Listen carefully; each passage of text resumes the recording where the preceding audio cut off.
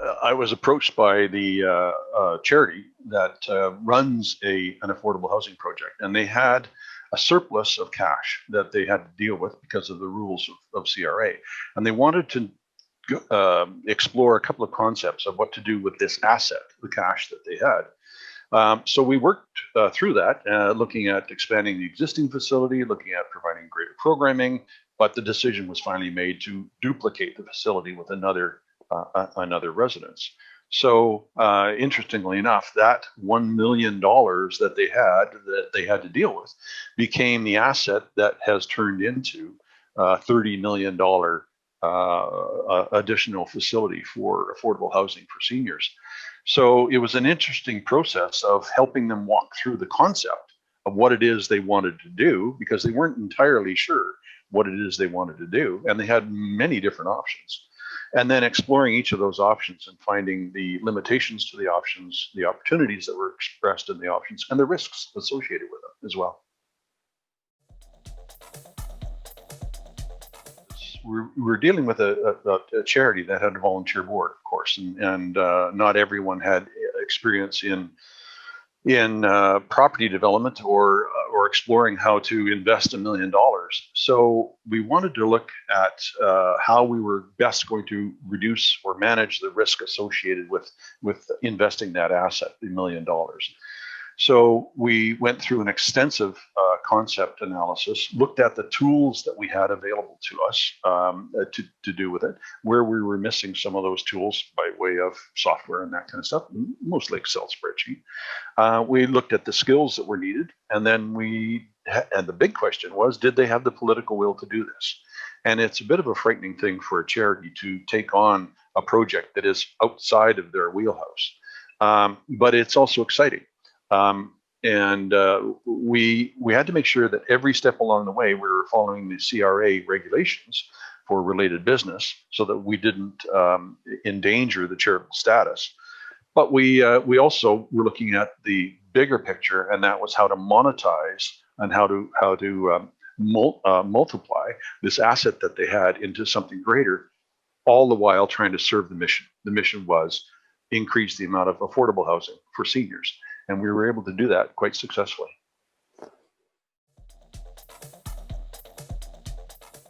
I referred to political will. Oddly enough, the board had 7 people on it. They also had an executive director. Over the course of the 4 years that we've been doing this, we've gone through 2 executive directors, and we've replaced a number of people on the board. Because the project was something that they weren't prepared to do when they got on the board. That's not why they joined the board. So that whole concept of fear, risk management, and the political will to make the move, that's a big obstacle for a charity. And they have to decide whether or not this is actually something they really want to do. The reward is fantastic. There's no secret to why the for-profit sector gets involved in a lot of things like this, like the sale or the marketing of assisted living technology. There's a lot of revenue in that, and that kind of revenue can be enjoyed by charities and nonprofits if they want to enter that realm. So one of the biggest obstacles was getting over that political will. The second obstacle was for people outside the charity and the nonprofit to take the project seriously, because it was being developed by a charity or a nonprofit. Historically, government agencies, banks, institutions that are accustomed to dealing with the for-profit sector don't take the nonprofit sector seriously. So it was a learning curve for a lot of them to deal with this project and the individuals on the board in the same way that they dealt professionally and in a timely manner with people in the for-profit sector. And, every issue in a charity or nonprofit or business, when you have a problem or a success, comes back to leadership. And in all of the cases that I've been involved in the absence of a strong leader or series of leaders that are at the helm of the concept of the project, you won't go anywhere. You'll get a distraction of options that are available to you.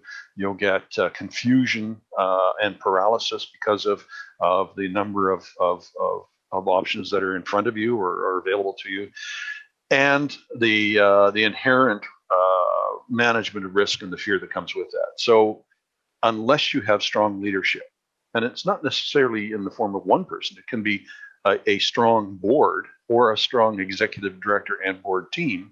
That kind of leadership is critical to making the monetization of assets at a charity or a nonprofit turn into a revenue stream that can really help deliver on mission.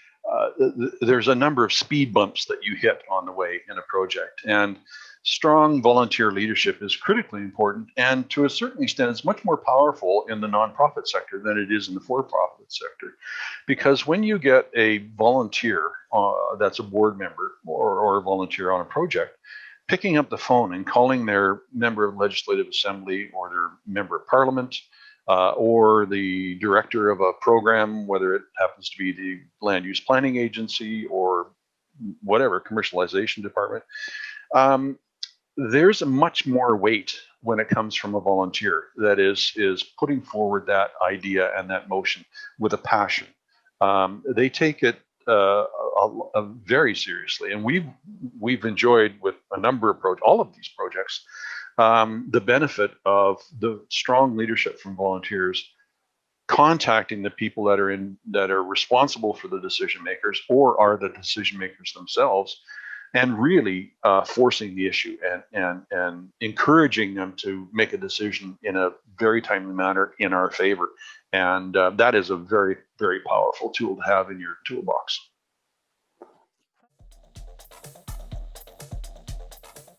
You can distill it down to a number of steps. You've got to define the concept. You have to figure out which direction you're going. Which road are you going to take to get from A to B? Or do you want to get to B, or do you want to get to C? That's a critical decision. Then you have to start the design process. And the design process for this particular project had 27 variations on it. So it's an iterative process where you go through and you explore ideas and you weigh the risks and you weigh the costs of them. And some of them are great ideas, but you can't afford them. So that's a give and take process that you have to go through, and that takes time. Then you've got all the hurdles in a physical land development process of environmental issues, First Nations issues, municipal approvals, regional approvals, banking and financial considerations. We've got all of those in place for this particular process. You then have to pick and hire a general contractor, one that you can trust to deliver on the project. In our case, or in this case, they want to make sure that there's a focus on hiring local talent. So that's another issue that has to be woven into it. It's like a great big jigsaw puzzle where you have to put thousands of little pieces together to make the picture. Where we are now for this particular project is all of that's in place, and then the shovel goes in the ground, and that's when the fun starts. The concrete starts getting poured, and the walls go up. So it's been a 4-year process, but little successes all the way along, and it's exciting to watch that grow from a concept right into a shovel in the ground. Particular project is a 50-unit affordable housing project for seniors on the Gulf Islands and west coast of Canada, and it really addresses a problem that's widespread right across the nation, and that's affordable housing, whether it's for seniors or whether it's for people that are underhoused or underemployed. There is a critical shortage of housing. The tsunami of baby boomers that are hit the population that's going to hit the market is going to really impact the housing situation for seniors, and I think it's somewhere around 40 or 50% of Canadians that don't have a pension that are under-resourced as they go into retirement is going to make affordable housing for seniors even more important. So this is a market that charities and nonprofits that are in the social service delivery sector really need to look at, because with the current situation that we have coming out of the pandemic, and the concerns that governments have had with respect to the for-profit sector being involved in seniors housing, there's a real opportunity for charities and nonprofits to fulfill mission, provide a resource, housing, in the market, and increase their footprint and their impact on the ground. People don't understand that when you look at whether it's a independent living situation where there's no care, but certain services are provided like a meal and exercise program and socialization, or right up to a full care facility. The cost of having someone in there runs around $5,000 to $8,000 a month. And when you have that kind of revenue generated from a 50 unit or a 100 unit or a 300 unit building, that's a significant amount of money coming in, and that attracts the attention of the for-profit sector. So the nonprofit sector can provide all of those services, and there's actually studies that show that they provide those services better. In the nonprofit world, the population in these facilities are a healthier population. They live longer. They have less dependency on pharmaceuticals. They have more exercise. They engage further in the community, and it costs them less to live there because there's no profit margin in there. So this is an extraordinary opportunity for charities and nonprofits. When you first look at all the puzzles, you think, oh, do I really have the time and energy to sit down and do this? But when you get started and you find the corners, and if you're like me, you segment them into different colors and that kind of thing, it starts to make sense and it starts to flow. And there is a flow to projects like this. You start with a concept and you test that concept. You finalize your concept and you get a design. You test that design. You price it out. You figure out how much money you've got, what you can afford, and you reverse engineer, or what's called value engineer, the design so that you can afford what you've designed to fit your concept. Keeping in mind that your core objective is to provide affordable housing. Anything beyond that is a nice to have or a luxury. So if you keep focused on the goal, and that is to bring this project to fruition, open the doors of an affordable housing project in this case, or commercialize your technology so you get more people to your campus and things like that, then that really is the key to moving forward.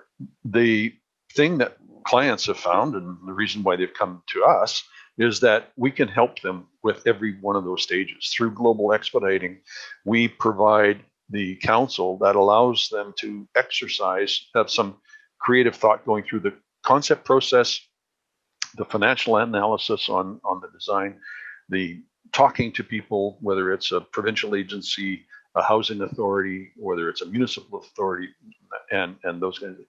So I guess my advice was, as they say, get professional help. This is not something that a volunteer board can do on their own, unless they have people on their board that have been involved in the commercialization of technology or the development of real estate or that kind of thing. If they do, that's great. Go through those steps. But if they don't, the most efficient money you can spend is to do your homework up front. Because if you don't, then it's going to be very costly at the back end of the project. And professional help at the front end is the most cost-efficient money you can spend.